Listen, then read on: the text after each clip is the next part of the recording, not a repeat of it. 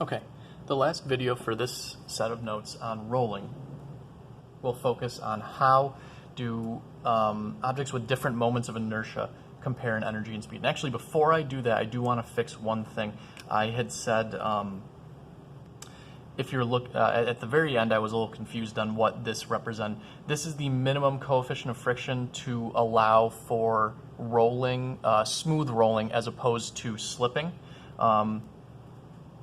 So I'm going to cross this off because I don't think that's true. I'm just going to write in, otherwise, some slipping would occur.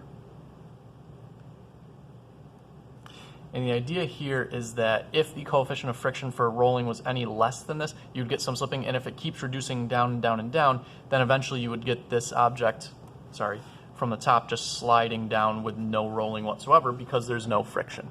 All right. Okay, so how do different moments of inertia, or rotational inertias, compare in terms of the energy and speed at the bottom? We've kind of talked about this already, but I just want to go over it one more time.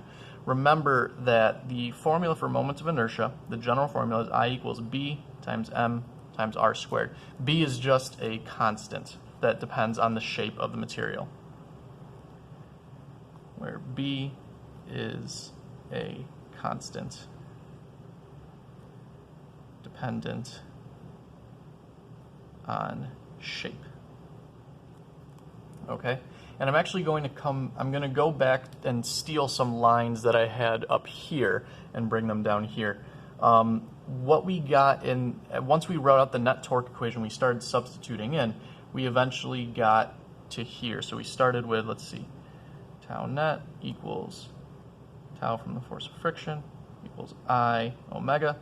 Let's see here. Tau from the force of friction, if we have something simple like this rolling, was R times the force of friction times sine theta, but that was just 1, equals, the moments of inertia would be B mr squared, and remember that alpha is equal to A over R, so we've got A over R. Our R's are going to completely cancel out,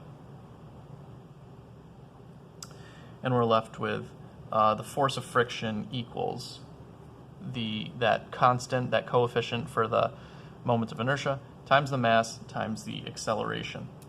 Now the force of friction we also found up here. Where was it? The force of friction, I can take that and rearrange it. So let's see, I had Fg sine theta minus Ff equals max. Let me just put an X on this. If I solve that for the force of friction, I end up with mg sine theta minus max. So I'm going to plug that in over here. mg sine theta minus max equals b max. I have m in every single term, m. I bring my ax over to the other side, so I've got g sine theta equals, let's see, ax 1 plus b. Okay, so I added the ax over to the other side, and then I pulled it out. What this leads us to is that the acceleration is equal to g sine theta over 1 plus b.